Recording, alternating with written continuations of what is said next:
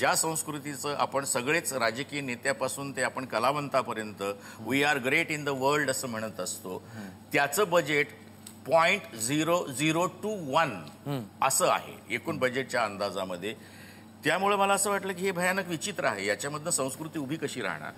लोकांनी केवळ सरकार किंवा लोकप्रतिनिधी निवडून देणं हे त्यांचं कर्तव्य नाही, तो नीट काम करतोय की नाही हे बघणं, त्याच्यावर अंकुश ठेवणं. डेमोक्रेसी तेव्हाच यशस्वी होईल जर त्याच्यावर अंकुश राहिला तर.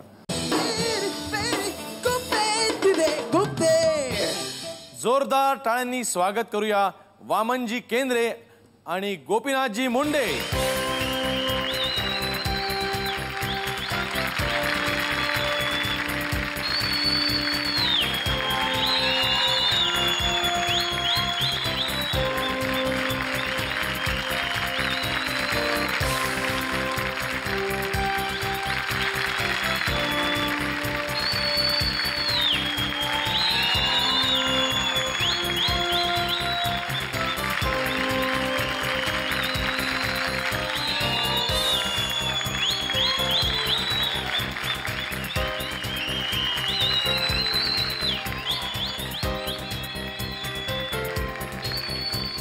तुम्हा दोघांचंही पुन्हा एकदा खूप खूप स्वागत.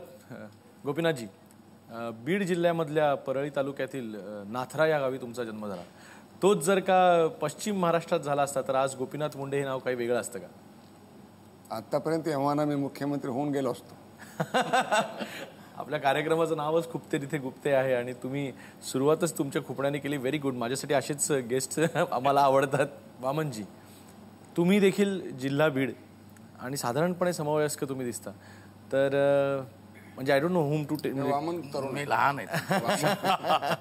मग ही कॉम्प्लिमेंट तुम्हाला आहे? नाही, त्याच्यावर अन्याय करू नका. मला वाटतं की जवळजवळ 8 वर्षांनी लहान आहे त्यांच्यापेक्षा. हो का? मुंडे साहेब, तुमच्याकडे तुमच्या सौभाग्यवती ह्या माहेरून पण राजकारण आणि सासरी पण राजकारण, मग कसं काय म्हणजे एकदम त्या माहेरून राजकारणी असल्यामुळं आणि त्यांचे भाऊ फार मोठे राजकारणी असल्यामुळं नॅचरल त्यांचा प्रभाव माझ्यावर होताच. किंवा मला ब्र करण्याची हिंमत नव्हती. परंतु एक आहे की आमच्या दोघात एक फार मोठं जर काही गोष्ट असेल आणि आमचा संसार यशस्वी होण्याचं, राजकारण यशस्वी होण्याचं मोठं गमक असेल तर दोघांनी ठरवून घेतलं मी राजकारण करायचं आणि तिने घर सांभाळायचं. त्यामुळे माझ्या मुलीची शिक्षण, मला कोणत्या वर्गात मुलगी हे माहीतच नाही, मुलीचे शिक्षण, घर आणि हजारो लोक माझ्या घरी येतात, त्यांचं स्वागत करणं, त्यांना विचारणं, त्यांना विश्वासात घेणं. तिनं म्हणजे दुसऱ्या जातीतून येऊन माझ्या जातीशी विवाह केल्यानंतर सुरुवातीला थोडं रिॲक्शन होतं, पण तिने एवढा विश्वास संपादन केला की आता लोक तिचं ऐकतात, माझं नाही. असे कित्येक कार्यकर्त्यांना समजायला मला तिचा उपयोग करावा लागतो की त्याला समजून सांग. मग असं त्याची विश्वासार्हता त्याने आपल्या कर्तृत्वात निर्माण केली. त्यामुळे ती राजकारणातला मला सल्ला देत नाही, राजकारणात स्वतः सहभागी होत नाही. अच्छा. नाहीतर म्हणजे सर्व गुण महाजनांच्यात आहे ते तिच्यात आहेतच. पण तिने हे सगळे गुण असताना आपण न येता आपला नवरा पुढे आला पाहिजे, म्हणजे तिच्या त्यागातच माझं उभा राहणं आहे. प्रश्नच नाही. त्यांच्यासाठी एकदा टाळ्या झाल्या पाहिजेत, कारण प्रत्येक यशस्वी पुरुषाच्या पाठीमागे एक स्त्री असते, ती असणारच. पण तरी माझी बायको मला कायम सांगत असते, तू ना ते अजय अतुल सारखं कोंबडी पाळाली का करत नाहीस, आणि मग तू ना हे असं तर ह्याच्यासारखं का. तसं तुम्हाला कधी सांगत नाहीत का त्या, अहो एक बाकी ठीक आहे पण ती सीट तुम्ही ह्यांना देताय ना, त्याच्याऐवजी ती त्यांना द्यायला पाहिजे, असं हे तिकीट त्याला द्या, त्याला असं. ती सीट कुणाला द्या आणि कुणाला द्या असं कधीच सांगत नाही. पण मी कधी काय बोललो, एक आता ती आज येताना तिने सल्ला दिला की गुप्ते काय विचारतात त्याचं नीट ऐकून उत्तर द्या, त्याचं पूर्ण होण्याच्या आधीच तुम्हाला उत्तर द्यायची सवय आहे. त्यामुळं प्रश्न आधी ऐका मग उत्तर द्या. पण तुमचं प्रश्न माहीत नसताना उत्तर तयारच असतं. ही जी राजकीय खोड आहे ती करू नका तिथे. वामनजी, तुमच्याही लग्नाबाबत असाच काहीतरी एक किस्सा आहे? माझाही आंतरजातीय विवाह आहे. एका कार्यशाळेच्या दरम्यान त्या विद्यार्थिनी असताना त्याला काय म्हणूया एक आकर्षण निर्माण झालं आणि त्याच्यातनं विवाहापर्यंत आम्ही पोचलो. तो आमचे एक मित्र आहेत राधेश्याम मोपलवार, ते तेव्हा जॉईंट मॅनेजिंग डायरेक्टर होते फिल्म सिटीमध्ये. अच्छा. तर त्यांचा आग्रह होता की तुझं लग्न हे आमच्या इकडे व्हायला पाहिजे, माझ्या दारात व्हायला पाहिजे. म्हणून माझं लग्न जे आहे, आमचं लग्न जे आहे ते फिल्म सिटीमध्ये झालेलं आहे, स्टुडिओ नंबर 1. आणि त्या लग्नाला मला वाटतं 25 माणसं होती. रजिस्ट्रारला इन्व्हाइट केलं होतं आणि रजिस्ट्रारला आणायचं होतं. तो दुसऱ्या कुठल्या तरी लग्नाला अंधेरीच्या कुठल्या तरी वर्सोव्याच्या ठिकाणी होता. त्याला आणणार कोण म्हणून मी स्वतः आणायला गेलो होतो त्यांना. आणि इकडे वेळ टळून गेलेली आहे, माणसं वाट बघून थकलेली आहे. गरज तुमचीच होती. आता गौरी केंद्र पडत्यांच्या घरच्यांना असं वाटलं की हा बहुतेक पळून गेला, ह्याला हे लग्न मान्य नाहीये. आणि तो रजिस्ट्रार तिथे आलेलाच नव्हता. मी ज्या लग्नाच्या ठिकाणी गेलो बापरे, तोपर्यंत फिल्म सिटीला पोहोचलेला होता आणि कुठल्या तरी सिनेमाचं अनिल कपूर आणि दुसरं कोणाचं तरी फिल्म शूटिंग चालू होतं. तो शूटिंग बघत होता.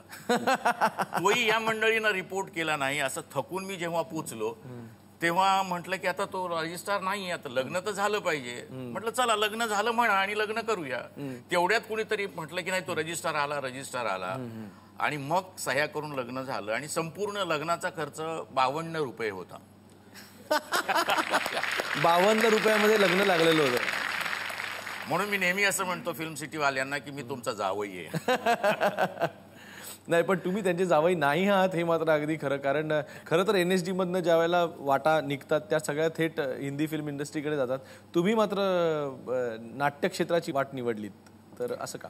नाही, त्याचं कारण होतं की मी जाणीवपूर्वक नाटकात आलो होतो. कुठल्या तरी एका ठिकाणी तुमची अत्यंत ठोस जागा निर्माण करायला हवी. ती जागा निर्माण करायची होती म्हणून मी सातत्यानं 25 वर्ष नाटकं केली, नाटकं करत आलोय. आता बरोबर आहे, आता मला असं वाटतं की आता मला अजून मोठा कॅनव्हास हवा आहे. गोपीनाथरावांना मी आताच विनंती केलेली की मला सिनेमा करायचा आहे. अरे वा. पण तो मला साधा सुद्धा सिनेमा नाही करायचा. जो रुटीन सिनेमा आहे तो नाही करायचा. मला काय वेगवेगळे इश्यूज घेऊन सिनेमे करायचे आहेत आणि जे आंतरराष्ट्रीय स्तरावर जाईल त्या दर्जाचा सिनेमा करायचा आहे.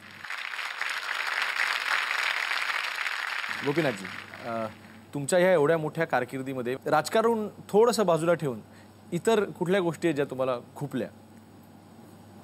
मला वाटतं की सगळ्यात मला नेहमी 2 गोष्टी अजून मनामध्ये आहेत. त्या एक की जनता फार विसरभोळी आहे आणि ती सगळं गोष्टी विसरते आणि जनता जागरूक राहिली पाहिजे तर खरी लोकशाही टिकू शकते.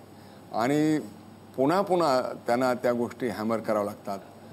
तर हे मला नेहमी मनात सलतं की लोक गोष्टी कसे विसरतात, त्यांच्यावर झालेले अन्यायसुद्धा विसरतात. आणि मला वाटतं की लोकांनी सतत जागरूक राहिलं पाहिजे तरच खरी लोकशाही जिंकत राहील, ही मला नेहमी असं वाटतं. एक दुसरं, मी अनेक लोकांना जवळ केलं मला. आणि आता तर एक म्हणच आहे राजकारणामध्ये की मुंढेचं मीठ आळणी आहे त्यातले. हो, तर मी अनेक लोकांना सहकार्य केलं, मोठं केलं. कधी कधी त्यांची योग्यता नसून मोठं केलं किंवा त्यांना शक्ती देऊन मोठं केलं. पण तेव्हा जेव्हा ते मोठे होतात तेव्हा ते दूर जातात. ह्याच्यात माझ्यातही काही दोष असू शकतील, पण असंख्य सहकार्य मी जे मोठे केले ते माझ्यापासून दूर झाले. ही एक मला खंत आहे. नेहमी असं वाटतं की आपलं तर काही चुकलं नाही किंवा त्यांचं काय चुकलं की ज्याच्यामधून आपल्यापासून ते दूर गेले. असं 2 मला महत्त्वाचं. दुसरी खंत तर मला समजू शकते. पहिली जी खंत तुम्ही सांगितलीत की लोकांची मेमरी फार शॉर्ट आहे, तर ह्याचा फायदा जसा काँग्रेसच्या लोकांना होतो तसाच BJPला देखील झालेला आहे. आम्हालाही BJPलाही होणं चांगलं नाही, काँग्रेसलाही होणं चांगलं नाही. कारण लोकांना एकतर सत्य समजायला हवं आणि ते सत्यासाठी लोक पाठीमागं उभं राहिल्याशिवाय, जसं जयप्रकाशजी म्हणायचे, राईट टू रिकॉल पाहिजे. म्हणजे समजा जर लोकप्रतिनिधी जर चुकला तर त्याला परत बोलवण्याचा अधिकार पाहिजे. लोकांनी केवळ सरकार किंवा लोकप्रतिनिधी निवडून देणं हे त्यांचं कर्तव्य नाही. तो नीट काम करतोय की नाही हे बघणं, त्याच्यावर अंकुश ठेवणं. डेमोक्रेसी तेव्हाच यशस्वी होईल जर त्याच्यावर अंकुश राहिला तर. हा अंकुश नाही आहे आणि त्यामुळं लोकांनी विसरणं हे आमच्याही फायद्याचं आहे असं मी मानत नाही. BJPनी तुम्हाला बहुतांशी वेळेला एक बहुजन समाजाचा एक चेहरा म्हणून पोर्ट्रे केलं, हे खुपतं का? मला वाटत नाही की मला BJPने बहुजनाचा चेहरा म्हणून सपोर्ट केला. भारतीय जनता पार्टीने मी अलग नाहीत. एकच व्यासपीठ आहे, त्याच्यावरला मी एक कार्यकर्ता आहे. तेव्हा माझ्या ज्या भूमिका आहेत आणि मी जे लढे लढलो, त्याचा इथं सांगण्याचे कारण आहे, जे लढे लढलो त्या लढ्यावरून माझी विश्वासार्हता आहे की कुठलीही भूमिका मी घेतली तर ती शेवटपर्यंत नेतो. त्या भूमिकामुळं माझा बहुजनाचा चेहरा झालेला आहे. पण मुख्यमंत्री पदाने देखील बऱ्याच वेळेला हुलकावणी दिली, हे खुपतं का? मुख्यमंत्रीपद डोळ्यासमोर ठेवून कधी काम करत नाही मी काम करत गेलो, पण महाराष्ट्रात सत्ता बदलेल कसं आता वाटत नव्हतं. ते सत्ता बदलण्यात माझा वाटा आहे. मी शरद पवारांसारखा बल्लाढ्य नेता, ज्यावेळी त्याच्या विरुद्ध बोलण्याची कोणाची हिंमत नव्हती, त्याच्या विरुद्ध मी मोठा संघर्ष केला. त्या संघर्षातून राज्य बदललं. त्यात माझा एकट्याचाच वाटा नाही, अनेकाचा वाटा आहे, पण माझा महत्वाचा वाटा आहे. त्यामुळे महाराष्ट्रात मी राज्य बदलू शकतो, हे केवळ बदलू शकतो नाही, ते वास्तव्यात उतरवण्याचं काम मी केलं. त्यावेळी मुख्यमंत्रीपद मला मिळणार नाही इतकं समजण्यासारखा मी काही दुधखोळा नाही, कारण शिवसेनेचे लोक जास्त आले. आम्ही जाहीर केलं होतं की जास्तीत जास्त, त्यामुळे शिवसेनेचं मुख्यमंत्रीपद हे न्यायाने होतं. नंतर आमचं राज्यच आलं नाही, त्यामुळे पद मिळण्याचा प्रश्नच नाही. पण एवढं काम करून सुद्धा मग आता दिल्लीत पाठवलं, म्हणजे हे त्या दिल्लीला जाण्याचं माझं एकमेव कारण आहे की मी 30 वर्ष महाराष्ट्राच्या विधानसभेत होतो, 2 वर्ष जिल्हा परिषदेत होतो. मला असं वाटलं की मोठ्या व्यासपीठावर जावं. एकाच वर्गात बसून मला कंटाळा आला होता त्याच वर्गात बसण्याचा. नव्या वर्गात जाऊन बसलो. पण म्हणजे एकंदरीत दिल्लीत करमतं का आता तिथे? नाही, दिल्लीत करमतं थोडं, नाही करमत थोडं, कारण दिल्लीत बसलं तरी मन महाराष्ट्रात असतं. परंतु हळूहळू आता दिल्लीमध्ये मन रमतंय आणि दिल्लीच्या राजकारणामध्ये रुची येते, पार्लमेंटमध्ये मला रुची येते. आणि आता मी दिल्लीत महाराष्ट्राची मान उंचावेल असं काम करण्याच्या मनस्थितीत आहे आणि मी ते करेन असा मला विश्वास आहे. वामनजी, तुम्ही व्यावसायिक नाटक का सोडलं? काय खुपलं नक्की? नाही, मी व्यावसायिक नाटक काही सोडलेलं नाहीये. मी कदाचित मला असं वाटतं की मुंबई विद्यापीठाच्या अकॅडमी ऑफ थिएटर आर्ट्सची जबाबदारी घेतल्यामुळं आणि ती फार मनाला लावून घेतल्यामुळं, कारण माझाही स्वभाव असा आहे की जे करायचं ते परफेक्ट करायचं, नाही तर त्या भानगडीत पडायचं नाही. म्हणून व्यावसायिक नाटक मी सोडलं म्हणण्यापेक्षा मला परत जायला उसंत मिळत नाही, हा माझा प्रश्न आहे, हा माझा प्रॉब्लेम आहे. तुमच्या कारकिर्दीतलं एखादं तुमचं खुपणं? मला भरपूर गोष्टी खुपतायत. म्हणजे मला एकूणच मला असं वाटतं की जेव्हा मी 11th 5 year प्लॅनचा मेंबर होतो, परफॉर्मिंग आर्ट्ससाठी रिप्रेझेंट करत होतो, आणि तेव्हा ज्याला आपण 5 वर्षाची 3000 वर्षाची सांस्कृतिक आपली संस्कृतीची परंपरा आहे असं म्हणताना जेव्हा त्या बजेटचा मला अंदाज आला, तेव्हा मला पहिल्यांदा धक्का बसला की ज्या संस्कृतीचं आपण सगळेच राजकीय नेत्यापासून ते आपण कलावंतापर्यंत we are great in the world असं म्हणत असतो, त्याचं बजेट 0.0021 असं आहे एकूण बजेटच्या अंदाजामध्ये. त्यामुळे मला असं वाटलं की हे भयानक विचित्र आहे, याच्यामधनं संस्कृती उभी कशी राहणार? किमान 1% तरी बजेट संस्कृतीला असलं पाहिजे, हा एक मुद्दा आहे. दुसरं मला खपणारी गोष्ट जी आहे ती की मराठी नाटक, मराठी साहित्य, मराठी कला या आज आम्ही असं म्हणतो की मराठी माणसाची ओळख मराठी नाटक आहे. पण हे म्हणत असताना सुद्धा राष्ट्रीय स्तरावर जी मराठीची पिछेहाट होते आहे, राष्ट्रीय स्तरावर मराठी नाटकाला, मराठी कलावंतांना जो मान सन्मान मिळायला हवा त्याच्यापासून वंचित ठेवलं जातंय, आणि याच्याबद्दल आम्ही सगळे निद्रिस्त आहोत, याची मला फार वाईट वाटतं. दुसरं असं वाटतं की येणाऱ्या प्रत्येक कलावंताला ताबडतोब एका रात्री स्टार व्हायचं असतं म्हणून टेलिव्हिजनमध्ये जातो, सिनेमात जातो, नाटकातनं ती धडपड करत असतो. परंतु एक ठहराव जो हवा आहे व्यक्तिमत्व बनण्यासाठी, तो ठहराव कलावंतामध्ये नसल्यामुळं काय होतं की अत्यंत गुणी असलेला माणूस टेलिव्हिजनमध्ये येतो, तो पॉप्युलर होतो वर्ष 2 वर्ष, आणि त्यानंतर तो कुठे फेकला जातो हे कळतही नाही. बरोबर. आणि म्हणून ती व्यक्तिमत्व अत्यंत दर्जेदार कलावंत होण्यासाठीची जी एक सगळी क्षमता असलेली माणसं मला असं वाटतं की या कालचक्रामध्ये दूर फेकली जात आहेत. आणि हे एकूण मराठी संस्कृतीच्या दृष्टीनं, मराठी भाषेच्या दृष्टीनं हे खूप घातक आहे असं मला वाटतं. मराठीचं आजकाल जे राजकारण केलं जात आहे मुंडे साहेब, ते तुम्हाला पटतं का? मला भाषेचं राजकारण करणं पटत नाही, कारण आपल्या राजकीय हेतूसाठी भाषेचं राजकारण करता कामा नये. आधीच तर या देशाचे 3 तुकडे झाले, बांगलादेश, पाकिस्तान, भारत. आता भाषेच्या आधारावर देशात टोकाचे संघर्ष करता कामा नये. आपल्या भाषेबद्दल, आपल्या भाषेच्या हिताबद्दल आग्रह धरावा, पण भाषेमुळे संघर्ष व्हावेत असं मला वाटत नाही. पण तुमचा आत्ता तरी ज्या पक्षाशी युती आहे तो पक्ष तर भाषेच्या आधारावर. माझं मत मी सांगितलं, माझा ज्याच्याशी युती आहे त्यांनी भाषेचा आग्रह. मी मराठी भाषिक आहे, मला मराठी म्हणून माझा अभिमान आहे, पण माझा अभिमान आहे हे पॉझिटिव्ह आहे, सकारात्मक आहे. पण इतरांच्या संबंधी त्यांना नको, ह्यांना येऊ देणार, ही गोष्ट योग्य नाही असं मला वाटतं. आणि म्हणून मी टोकाचा भाषेचा आग्रह योग्य नाही. आणि मराठी भाषेने ते कधीच शिकवलं नाही. मग तुमचं आणि तुम्ही दोघंही मराठी नेते विलासराव आणि तुम्ही तिकडे तुमचं कसं काय चाललंय? आम्ही आता नौखे आहेत, पण आम्ही दोघं आता विलासरावला किती राहायचंय मला माहित नाही, परंतु मी प्रभाव बसवण्याचा प्रयत्न करेल. 1-2 वर्षांनी याचं मूल्यमापन आपण करू. परंतु विलासराव परत येऊ इच्छितात असं मला सारखं वाटतं. तुम्हाला नाही यायचं परत? मला नाही यायचं. वामनजी, तुम्ही आजवर खूप शेकडो शिबिरं घेतलीत, नाट्य शिबिरं, पण आज कोणी उठतो आणि शिबिर घेतो, तुम्हाला काय वाटतं याबद्दल? मुळामध्ये आपण शिकलं पाहिजे हा स्वभाव थोडासा रुजवायला खूप त्रास इथं होतो. आणि दुर्दैवानं असं होतं की कुणाकडे जाऊन शिकलं पाहिजे. करेक्ट. ज्यांनी कोणी प्रशिक्षण घेतलेलं आहे, आणि केवळ प्रशिक्षणच घेतलं नाही, ज्यांनी कोणी स्वतःला सिद्ध केलेलं आहे. मग ते नाटक लिखाणामध्ये असेल, दिग्दर्शनामध्ये असेल, अभिनयामध्ये असेल, तंत्रज्ञानामध्ये असेल, अशा माणसाकडे ज्याला जेन्युन लर्निंग असं म्हणतो, अशा ठिकाणी ती व्हायला हवी. आणि त्याचबरोबर दुसरं असं व्हायला हवं की हे सगळं करत असताना त्या माणसाला शिक्षण देता येतं का? कारण अभिनय करणं वेगळं, डिरेक्शन करणं वेगळं, आणि शिकवणं ही सुद्धा एक वेगळी कला आहे. तर या दोन्हीचा समन्वय असलेली माणसं मुळातच बोटावर मोजणे इतकी आपल्याकडे आहेत. आणि त्यांनी आपापल्या परीनं त्या प्रशिक्षणाला, त्या वृत्तीला काय म्हणजे दर्जा देण्याचा प्रयत्न केला. पण असं होतं की कुणीही, ज्याला काहीही माहिती नाही, तो माणूस कशाच्या आधारावर प्रशिक्षणाचे वर्ग चालवतो, हाही मला एक कुतूहलाचाच प्रश्न आहे. कधीतरी मला अशा शाळांमध्ये जाऊन शिकायला आवडणार आहे. कारण मला असं वाटतं की त्याच्यामुळे होतं काय की एकूण प्रशिक्षणाविषयीची जी एक मानसिकता आहे, किंवा एक जो काय म्हणे त्याचं जे मत तयार होतं माणसाचं, त्या मत हे फारसं बरं होत नाही. आणि म्हणून मग कुठल्या तरी जाहिराती येणं, कशा तरी येणं, आणि लोकांनी आकर्षित होणं, आणि मग फ्रस्ट्रेटेड होऊन बाहेर येणं, याला अशा पद्धतीच्या प्रशिक्षणाला काही अर्थ नाही. अगदी योग्य आहे. पण तुम्ही इतकं छान भरभरून बोलताय की नाट्य शिक्षणाबद्दल, कदाचित म्हणूनच तुम्हाला लोक आजकाल दिग्दर्शकापेक्षा जास्त शिक्षक म्हणून ओळखतात. हे खूपतं का कुठे? नाही, असं नाही. थोडंफार खुपाईची सुरुवात होते, आणि मग असं वाटतं की नाही आहे, हा ही एक अत्यंत महत्त्वाची गरज होती महाराष्ट्राच्या रंगभूमीची.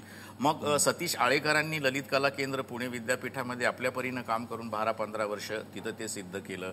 आम्ही इथं academy of theatre arts Mumbai विद्यापीठामध्ये ते काम करून सिद्ध करतोय. तर त्याच्यामुळं हाही एक भाग आहे की तुम्हाला केवळ प्रशिक्षणार्थी म्हणून लोक ओळखू लागले, पण ते काही फार काळ टिकणार नाही. कारण एक नाटक आलं की हे पुन्हा डिफ्यूज होणार आहे, किंवा डिझॉल्व शॉटमध्ये जसं जातो तसं होणार आहे. गोपीनाथजी, ह्या फेरीमध्ये आम्ही तुम्हाला आमचे तुमच्यावरचे आरोप जे असतात, किंवा आम्हाला जे तुमच्याबद्दल खूपतं ते विचारतो. विरोधी पक्षनेते म्हणून तुम्ही जी कामगिरी केली तशी तुमच्यानंतर कुणालाच जमली नाही असं लोक सर्रास म्हणतात. त्यावेळेला जी पवारांवर तोफ धडधडायची, ती आत्ता ह्या लवासा वगैरे प्रकरणात म्हणजे दिल्लीला जाऊन तोफ गोठली की काय? नाही, कारण मुळेच नाही. तोफ तीच आहे, फक्त मी महाराष्ट्राच्या विधानसभेत नाही, नंबर 1. दुसरं, लव्हासा हा केंद्राचा विषय नाही आहे. तर लव्हासावर गेली 3 वर्ष मीच बोलतोय. लव्हासा आला तेव्हाच मी योग्य नाही म्हटलं, लव्हासाची कंपनी स्थापन झाली तेव्हाच मी अयोग्य म्हटलं, आणि त्याच्याविरुद्ध आत्तापर्यंत जे बोललो ते मीच. परंतु प्रसंग येईल तेव्हा ही तोफ लोकसभेत धडधडेलच. तुमची आणि छगनराव भुजबळांची जी मैत्री आहे ती खूप चर्चेचा विषय असतो. म्हणजे खरी ती जीवाभावाची मैत्री आहे का दबावाची मैत्री? म्हणजे माझी आणि छगन भुजबळांची खरी मैत्री आहे, आणि ती जीवाभावाची, दबावाची नाही. कुणावर दबाव आणायचा आम्हाला? आम्ही दोघं प्रभाल्य नेते आहोत, आपापले शक्तिमान नेते आहोत, तेव्हा आम्हाला दबावावर कुणावर आणायचा आहे? नाही, तुम्ही नाराज झाला की कायम त्यांना भेटता असं लोकांचं म्हणणं आहे. नाही, मी नाराज झालो तेव्हा भेटत नाही, आत्ताही भेटलो. माझा आणि त्यांचा एक समान विषय आहे की ओबीसीच्या प्रश्नाच्या संदर्भात आम्ही भेटतो. पण लोकांच्या पोटात गोळा येतो तुम्ही भेटले की? नाही, आता लोकांच्या पोटात गोळा येतो त्याला आम्ही दोघं काही करू शकत नाही. त्यामुळे अजून गोळा आला तरी आम्ही भेटतच राहू. त्यामुळे लोकांच्या भीतीमुळे आम्ही भेटायचं नाही असं आम्ही करू शकत नाही. नक्कीच. वामनजी, यशवंत नाट्य संकुलाचं जे काम होतं, ते समांतर रंगभूमीचं जे काम होतं, ते बंद पडलं आंदोलन. प्रायोगिक नाटक करण्यासाठी म्हणून लागणारी जी एक थिएटर असायला हवं, ते दुर्दैवानं महाराष्ट्रात कुठेही नाही. आणि त्याच्यासाठी म्हणून जे यशवंत नाट्य संकुलामध्ये जी जागा होती की तिथे तुम्ही प्रायोगिक नाटकाला काय म्हणजे रंगमंच बांधून द्या, याच्यासाठी जो काही एक लढा झाला, ज्याच्यामध्ये विजय तेंडुलकरांपासून दामू काकांपासून ते अगदी तरुण कलावंतापर्यंत सगळे होते आणि पावसात उभे राहिलेले आपण सगळ्यांनी पाहिले, त्यात मीही होतो. सांगायला मला अभिमान वाटतो की चांगल्या गोष्टीसाठी जर आपल्याच माणसाची लढायचं नाही तर कोणाशी लढायचं. खरं आहे. आता तो लढा कदाचित आम्हाला शासनाबरोबर करावा लागेल, कारण पु ल देशपांडे महाराष्ट्र कला अकादमीमध्ये अशा पद्धतीच्या एका प्रायोगिक रंगमंचाची योजना होती. आता ती काय झाली, कुठे आहे, आणि मुळामध्ये मला असं वाटतं की महाराष्ट्र शासनाचं काम आहे की अशा पद्धतीचं थिएटर या कलावंतांना निर्माण करून देणं आणि खऱ्या अर्थानं मराठी रंगभूमीचा विकास करण्याच्या प्रक्रियेत महत्त्वाची भूमिका बजावणं. त्याच्यामध्ये गोपीनाथ मुंडे सुद्धा मला साथ देतील असं वाटतं. अरे पु ल देशपांडेचं तुम्ही नाव घेतलं आत्ताच, तर त्यांचं ज्या लोकांना प्रेम त्यांचं लाभलं त्यांच्यापैकी एक तुम्ही होतात. आणि ही गोष्ट खरी की तुम्ही एकदा फ्रस्ट्रेट होऊन परत बीडला निघाला होतात आणि तुम्हाला घर मिळत नव्हतं, त्यावेळेला त्यांनी मदत केली, चव्हाणांना सांगितलं, असं काही? होय, मला असं वाटतं की कारण अनेक घरं बदलून मी थकलो होतो आणि अशा वेळेला मी NCPA त्यांच्या हाताखाली नोकरी करत होतो. ते माझे बॉस होते, डॉक्टर अशोक रानडे माझे बॉस होते. माझ्या सुदैवानं ही माणसं माझ्या जीवनामध्ये आली आणि मी पु ल देशपांड्यांना म्हणालो की भाई आता मला इथं राहता येणार नाही, कारण मला दर 7, 8, 10 महिन्यांनी घर बदलून मी थकलोय. माझा संसार हा विंचवाचं बिराट झालेलं आहे, त्याच्यामुळे मला घर हवं आहे. मग त्यांनी शरद पवारांना स्वतः फोन केला, एक पत्र लिहिलं आणि मला असं वाटतं की मला एक छोटंसं घर आहे आताचं, तर ते मिळण्यामागचं सगळं काही जे आहे ते क्रेडिट जे आहे ते पु ल देशपांडे आणि शरद पवारांचं आहे, हे जाहीरपणे मान्य करायला. आता हे मी म्हटल्यानंतर गोपीनाथराव पुढचं घर देण्याची तयारी करतील असं मला वाटतं. कारण म्हणूनच मी पॉज घेतला. म्हणलं मला संधी मिळाली तर निश्चितच करेन. पण एका कलावंताला किती 10% घरं मिळाली? नाही, जास्त नाही. मी हे घर परत द्यायला तयार आहे, की ते अतिशय छोटंसं घर आहे, वरतून गळायलाही सुरुवात झालेली आहे. तर अशा पावसाच्या छत्रीत राहण्यापेक्षा जर बरं घर मिळालं तर कोणालाही आवडेल बऱ्या घरात राहायला. पु ल देशपांडेंनी त्यांना परत जाऊ दिलं नाही तर मी सुद्धा त्यांना परत जाऊ देणार नाही. त्यांनी इथंच राहिलं पाहिजे. त्याला काही सरकारमध्येच असावं लागेल असं नाही. जरूर त्यांना यांची अडचण दूर केली जाईल. नाटकवाल्यांना नाटक करण्यासाठी सुसज्ज अशी नाट्यगृह मिळणार आहेत का, हा माझा प्रश्न आहे. महाराष्ट्रामध्ये छबिलदास गेल्यानंतर इथे प्रायोगिकवाल्याला नाटकाला माणसाला नाटक करायला जागा नाही, त्याचं काय करणार आहात ते सांगा ना आधी. आपण उगाच परिस्थितीशी रडत बसण्यात अर्थ नाही. परिस्थितीवर मात करणं ह्याच्यातच पुरुषार्थ आहे. परिस्थिती कशाही असेल त्याला आम्ही बदलून दाखवू, ह्याच्यात जीवनाची मस्ती आणि जगणं आहे.